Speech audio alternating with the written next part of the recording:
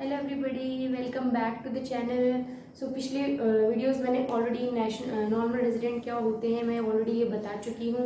I hope आप लोगों ने वो वीडियो देखा होगा। उसके बाद कंटिन्यूटी में हम ये दूसरा टॉपिक कर रहे हैं जिसका नाम है डोमेस्टिक टेरिटरी। अब डोमेस्टिक टेरिटरी क्या होता है? किसी भी कंट्री की अगर आप डोमेस्टिक टेरिटरी देखो, आपके हिसाब से डोमेस्टिक टेरिटरी क्या होगा कि किसी भी कंट्री की जो ज्योग्राफिकल एरिया है, कि जैसे फॉर इंडिया का ज्योग्राफिकल एरिया कश्मीर से शुरू होके नीचे कन्याकुमारी तक है, ये इंडिया है। और ये इंडिया का एरिया जो है कश्मीर से शुरू होके कन्याकुमारी तक है। लेकिन इसके साथ साथ कुछ चीजें और हैं जो हम डोमेस्टिक टेरिटरी में इंक्लूड करते हैं, जैसे कि जितने इंटरनेशनल वाटर्स हैं। इंटरनेशनल वाटर्स कहाँ तक? 200 नॉटिकल माइल्स तक।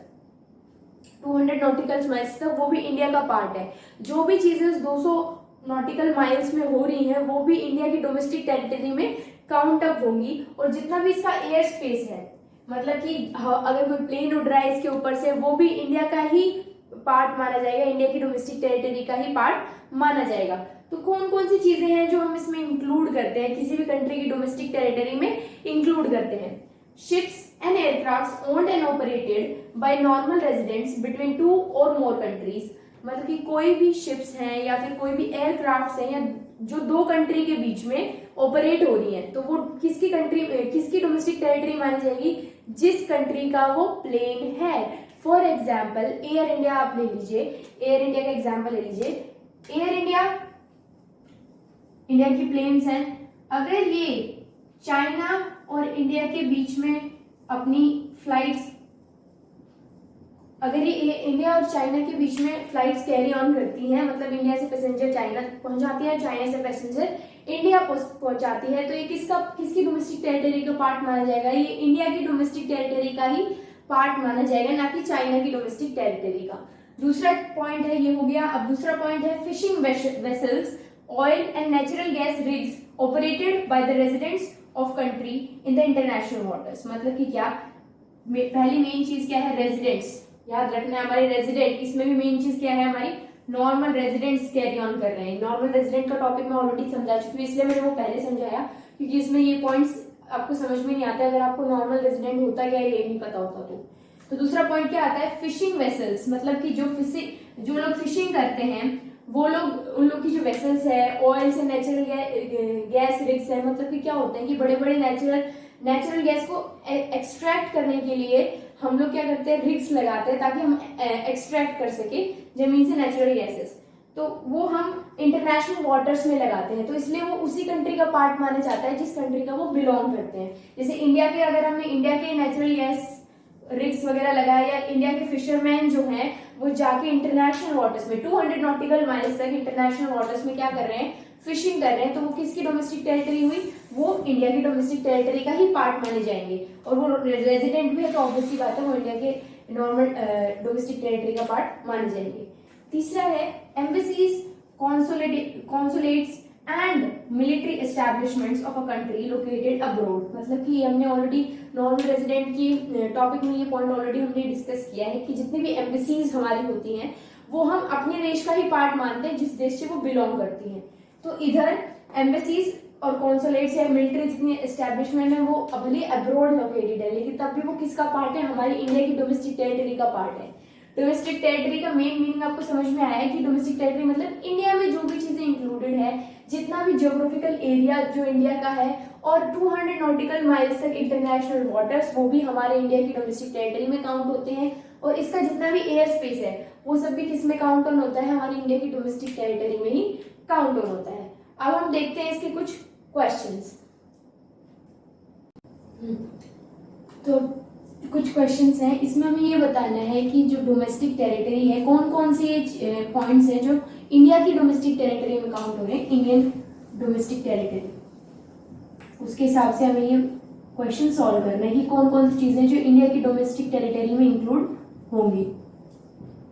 इसमें सिंपली आपको ये देखना है कि ये चीज जो लोकेटेड है कहाँ लोकेटेड है। अगर इंडिया में लोकेटेड है तो इंडिया की डोमेस्टिक टेरिटरी, किसी और कंट्री में लोकेटेड है तो किसी और कंट्री की डोमेस्टिक टेरिटरी हो जाएगी, भले ही वो चीजें इंडियन हो, लेकिन अगर लोकेटेड किसी और जगह पे है तो वो उस कंट्री की डोमेस्टिक टेरिटरी में काउंट अप होंगी। डोमेस्टिक टेरिटरी का मेन मीनिंग सिर्फ ज्योग्राफिकल एरिया जो है, जितना इंडिया का डेफिनेशन में बता रखा है कि इंडिया क्या होता है, सिर्फ उतनी ही जगह में अगर कोई चीज ऑपरेट हो रही है तो उसी को हम इंडियन डोमेस्टिक टेरिटरी में काउंट अप करेंगे। अगर नहीं हो रही तो वो जिस भी कंट्री की ज्योग्राफिकल बाउंड्री में ऑपरेट हो रही है तो उसी कंट्री की डोमेस्टिक टेरिटरी मानी जाएगी वो। तो पहला question, an Indian company in America, company कौन सी है? इंडियन कंपनी है, लेकिन कहाँ पे सिचुएटेड है? अमेरिका में सिचुएटेड है। क्योंकि ये अमेरिका में सिचुएटेड है इसीलिए ये अमेरिका की डोमेस्टिक टेरिटरी में काउंट होगी, ना कि इंडिया की डोमेस्टिक टेरिटरी में।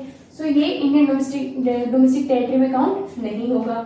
नेक्स्ट इज माइक्रोसॉफ्ट का ऑफिस है इंडिया में। कहाँ पे लोकेटेड है? इंडिया में है, लेकिन किसका ऑफिस है? माइक्रोसॉफ्ट का। इंडियन कंपनी है नहीं, लेकिन है लोकेटेड इंडिया में। तो कहाँ पे होगा? ये इंडियन डोमेस्टिक टेरिटरी में काउंट अप होगा, क्योंकि इंडिया की ज्योग्राफिकल एरिया में ये लोकेटेड है।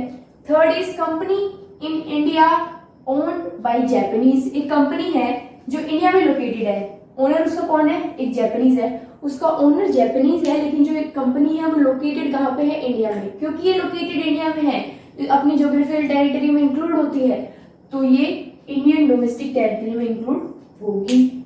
Next is office of Reliance industries in New York. Reliance का ऑफिस है, इंडियन कंपनी है, उसका ऑफिस है, लेकिन कहाँ पर है?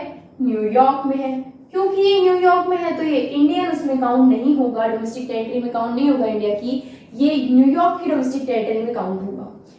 Indian embassy in Japan, Indian embassy है और कहाँ पे है? जापान में। हमने एम्बेसी वाला पॉइंट पढ़ा था, एम्बेसी कहीं की भी हो, कहीं भी लोकेटेड हो, लेकिन जिस कंपनी की वो एम्बेसी, जिस कंट्री की वो एम्बेसी होगी, उसी कंट्री की एम्बेसी वो मानी जाएगी और उसी की डोमेस्टिक टेरिटरी में वो इंक्लूड होगी। तो ये इंडियन एम्बेसी है, लेकिन लोकेटेड कहाँ पे है? जापान में है।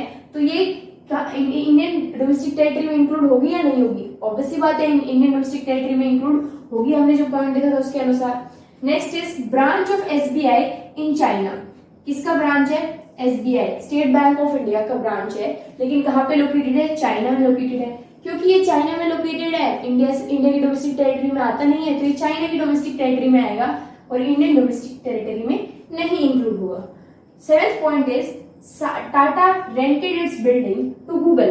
किसने रेंट करी? टाटा ने अपनी बिल्डिंग रेंट करी, किसको? गूगल को। कहां पर? अमेरिका में। अमेरिका में इंडियन डोमेस्टिक टेरिटरी से, इंडिया की डेफिनेशन से ये बाहर है, अमेरिका में लोकेटेड है, तो अमेरिका की डोमेस्टिक टेरिटरी में इंक्लूड होगा, ना कि इंडिया की डोमेस्टिक टेरिटरी में। So this will also be not included. I hope कि ये वाला क्वेश्चन जो है, ये सारे क्वेश्चंस क्या होता है, डोमेस्टिक टेरिटरी क्या होता है, नॉर्मल और पिछले वाले टॉपिक्स जितने भी थे वो सब आपको समझ में आए होंगे। चलो मिलते हैं हम आपको नेक्स्ट वीडियो में। Thank you so much.